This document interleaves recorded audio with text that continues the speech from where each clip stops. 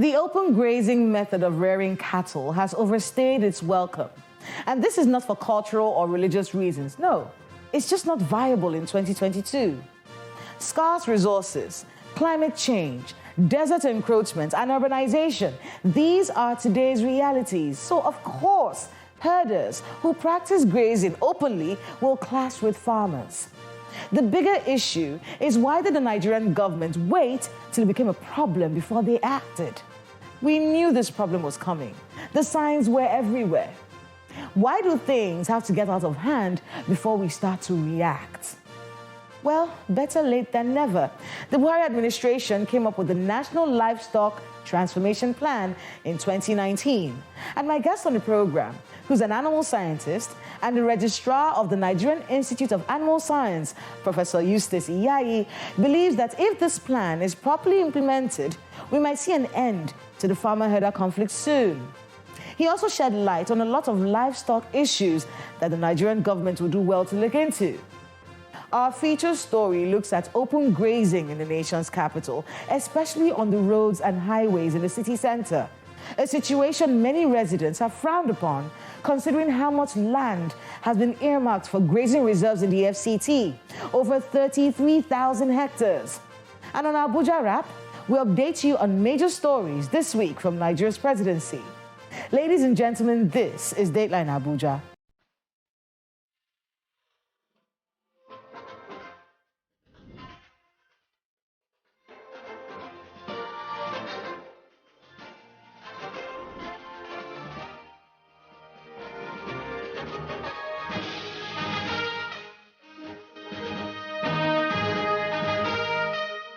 Hello and welcome to Dateline Abuja. I am Kayla Megwa.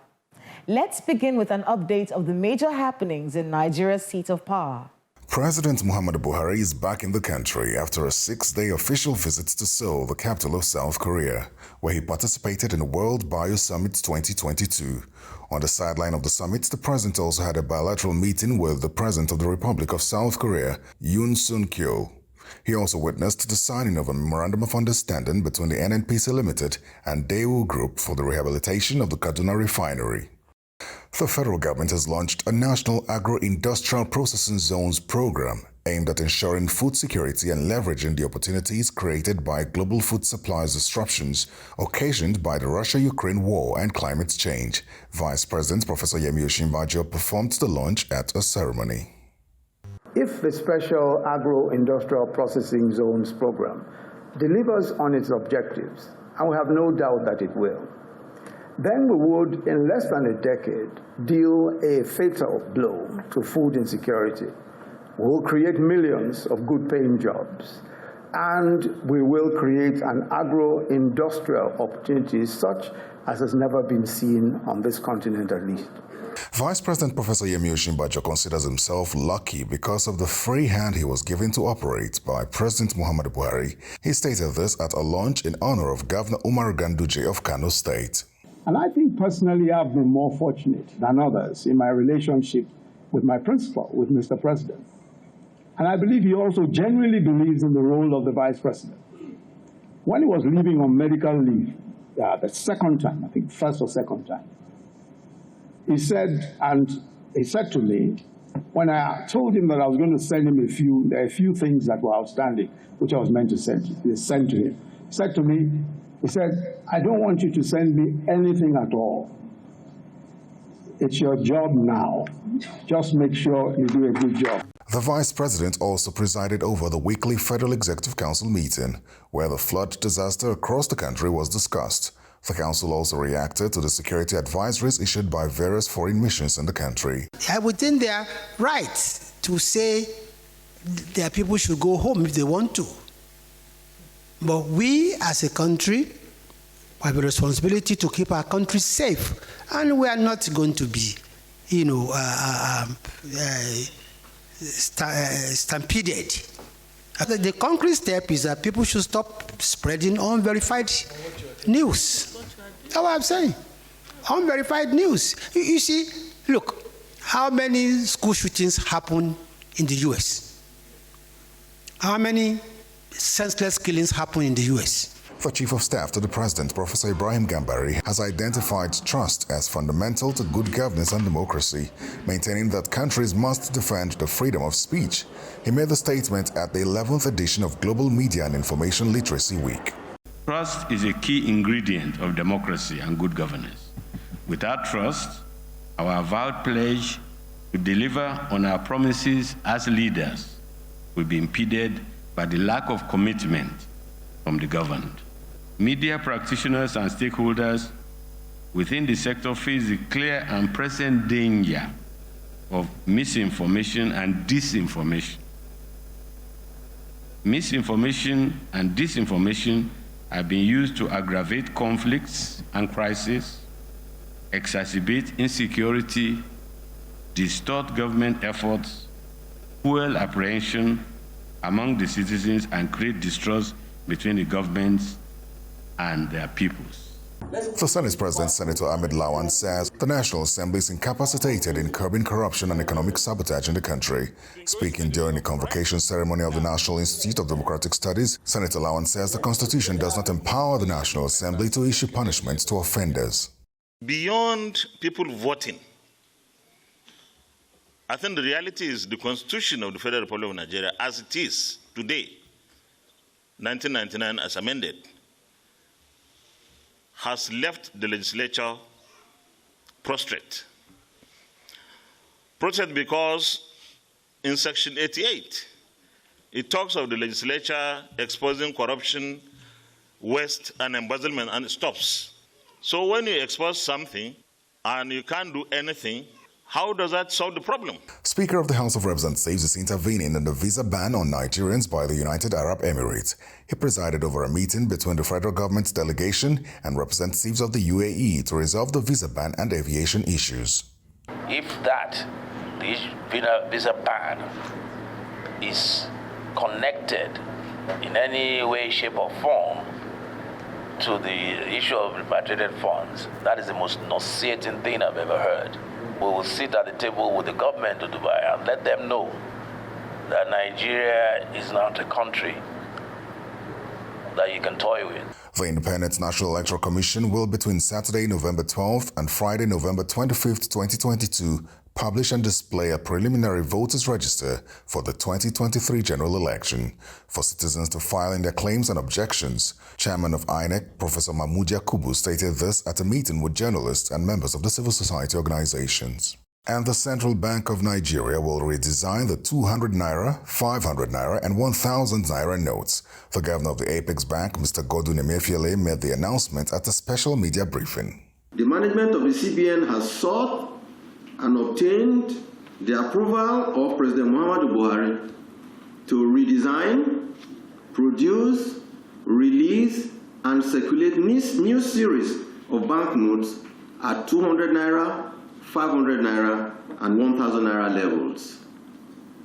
In line with this approval, we have finalized arrangements for the new currency to begin circulation from December 15, 2022, after its launch by President Muhammadu Buhari.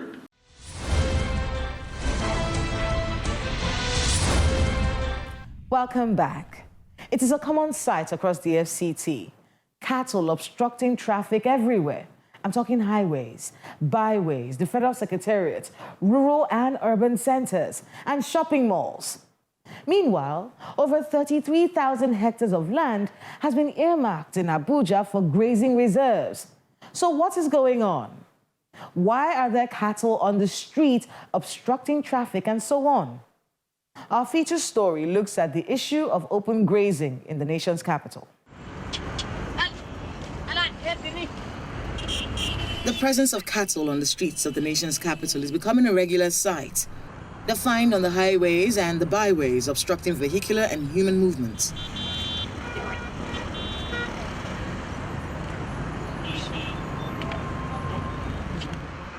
Although the Federal Capital Territory has not experienced any clash between farmers and herders, residents are contending with the presence of cows on the streets.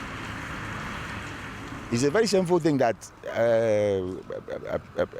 a country like Nigeria will allow cattle to be defecating on coal-tight roads. So this issue of ranch establishment or preparing a grazing ground for them should be seriously looked into. And the Minister of Federal Capital Territory should also think fast. Abuja should be a pride. It should be a clean place, not a place where you walk on the street and you be jumping cow waste on the road. Yes? All this cow you are seeing around belongs to the bourgeois, belongs to the big men. So since it belongs to the big men, what are we going to do? But the people that are busy hawking all around, they don't belong to anybody. They do not belong to anybody. That is why, you see. So me, for that, I don't even support all these caturara or anything. So if they have anything to do, they should do, but they should not be beating around the bush. Cattle grazing is restricted to the satellite towns. They're not allowed in the federal capital city. However, residents continue to experience the menace on their way to work and in their neighborhoods. The Abuja Environmental Protection Board is charged with the responsibility of ensuring that the cattle are not allowed into any of the districts within the federal capital city. But that has not yielded much result. We have reduced them to an appreciable level. So, if we had not been arresting them, you cannot even drive your car in the FCT. There are so many of them, more than hundreds of thousands of Fulanis in the FCT. But because we've been arresting them, prosecuting them, that's why you see the number has gone down drastically. And we are continuing. We can't finish the whole battle in one day. But gradually they will leave. And grazing within the city is not allowed. It's restricted. They should go to where they are allowed to do, outskirts of the city. They should not come to the express and graze. What will they even? There is not even food at the express. Roads have been constructed. They are only destroying our flowers and defecating on the road. Over 33,000 hectares of land have been earmarked for grazing reserves in the FCT. Statistics from the FCDA reveal that the grazing reserves are expected to cater for about 7 million herds of cattle. The reserves are spread across the 4 area councils, including Paikonkore in Gwagwalada Area Council with 8,500 hectares, Wasa Karshi under the Abuja Municipal Area Council with 6,000 hectares, Kawu in the Buhari Area Councils with 9,000 hectares, and Rubochi in the Kuje Area Council with 9,985 hectares. However, the Miyetti Allah Cattle Breeders Association of Nigeria have their concerns about the grazing reserves. You know, the Fulani in Abuja, Fulani of Abuja, 80% or 90% of them are found in Abuja here. They are indigenous, among the indigenous people of Abuja here. So it is not easy to send them out of this place. So this area, as far as we are concerned, within the extreme city, as I mentioned, is going to be very free from any cattle rearings within that area I have mentioned. I have not been called for any meetings as to the issue of ranching, but we so much believe and we have the confidence if there is anything like that, the government of FCT will intimate us and will call us for discussion as stakeholders. The FCT administration says it has entered into discussions with investors and development partners on the establishment of value chain ventures in the livestock subsector, so as to develop needed infrastructure for the development of the grazing reserves. You know, we are still preparing their grazing reserve. There's a grazing reserve that is the minister has allocated for these Fulanis. And we are still fixing that place. And you know, because of the security issue, these Fulanis, some of them are not bandits. And they are also being attacked by their targets, bandit targets, because they rustle their cows.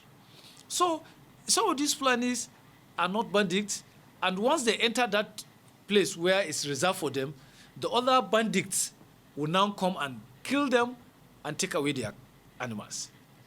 The federal government's desire to provide security in all agro-allied ventures, including grazing areas, farmlands, and ranches, led to the training of these officials of the Nigerian Security and Civil Defense Corps. This is being done in states across the country. In the Federal Capital Territory, 55 personnel of the Corps were deployed in the first phase. 70 other officers are presently being trained to be part of the unit in the second phase.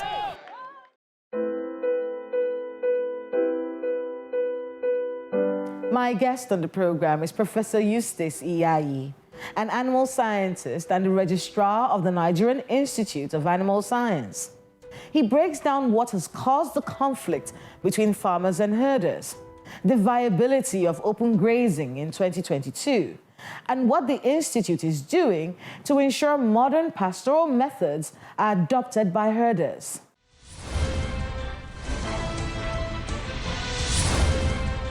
Professor Iyayi, welcome to Dateline. Thank you.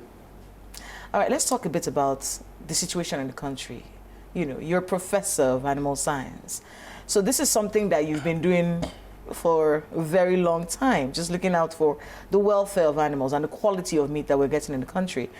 I want to get your view on this farmer-herder crisis. I get the feeling that this is something that we should have planned for. It was only natural that this was going to happen. There was going to be desert encroachment, there was going to be urbanization.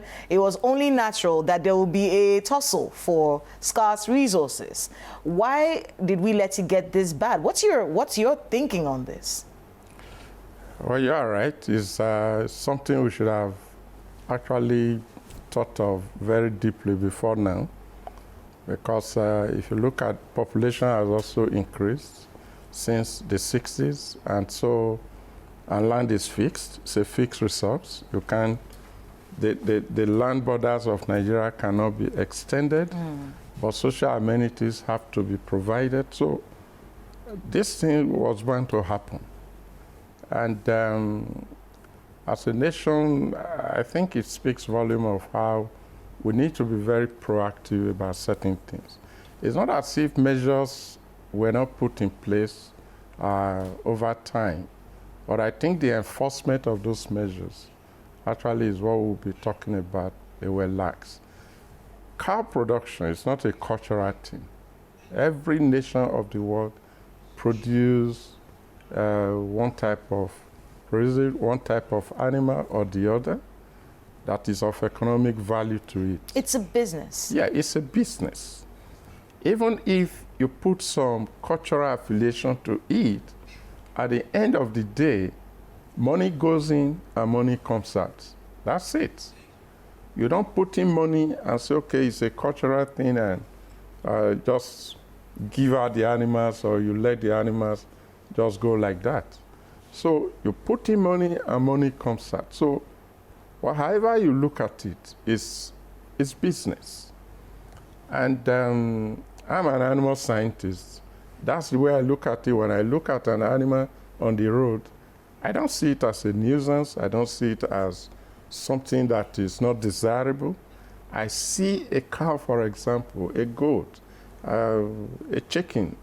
I see it as a complete package of very valuable resource in terms of, product for human consumption. And a very lucrative business. A very lucrative business. In fact, many people don't know this, but there's so many of us who invest in cattle rearing, in animal husbandry. Let's talk a bit about open grazing. It's a lot of Nigerians really, when they see, especially in the nation's capital, when they see cows, at Federal Secretariat, or, at the 3-arm zone, or they see cows roaming, they get really upset, But the idea of open grazing, is it viable in 2021 for us to be rearing cattle in this way? Well, we are beginning to see that it's not viable the way it's been done. And therefore there is need to put our heads together and see how best to do it. So from the standpoint of a professor of animal science, yes, what's wrong right now with open grazing? Well, I would rather want to say what we should do right to solve the problem. Well, what is the problem? Yeah, the problem is, of course, what we see is that there have been clashes, there have been conflicts, and all because there is competition for resources. Desert encroachment, the rivers are drying up, and land is becoming reduced in terms of availability. And so there is a point we have got to now where the farmers and the herders are struggling for the little that is available. So there has to be a dichotomy. There has to be put in place models by which, the animals can still be contained in certain places we call ranches. But when you do ranching, when I hear people talk about ranching, it's really also not as simple as people think it is. Ranching is a solution. It has to be properly planned and implemented and executed in a way that it will not also be a problem in an effort to find a solution to a challenge. So as a scientist, as an animal scientist, that's the point we are talking about. If we want to do ranching, we need to do very serious planning, because you just don't take a parcel of land, you say, okay, you put animals there. You need to know the carrying capacity of the land in terms of production of pasture for the animals, because at the end of the day, that is what is important. Feed for the animals, water for the animals, especially the dairy animals that produce milk. 70% of the cost of production of animals goes into feeding. So we need to tackle that. So if you want to construct a ranch, how much of pasture is, say, a 5,000 hectare of land is going to produce? Because if you do it properly, for example, 5,000 hectares can support about 2 to 3 million cows per annum. And when you're talking about ranching, you're talking as private ranches. So someone who owns cattle should be responsible for getting that ranch. Is that where you're coming from? Because that's part of the argument, isn't it? The argument that, governments, some state governments want to get a piece of land and then give it as ranches, and then people from those states are not very favorable to the idea. Do you have a thought process on how ranching should be done? Should it be strictly private? It can be private, it can be PPP, it can be any form of model that you want to put. Government can be involved. But the terms have to be defined. Is government providing the land?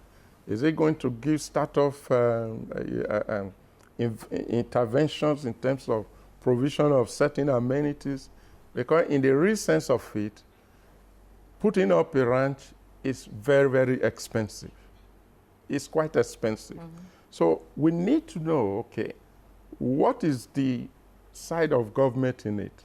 What is the side of the private individuals in it? After all, if you even look at it, government subsidizes things like, fertilizer for crop production in times of needs.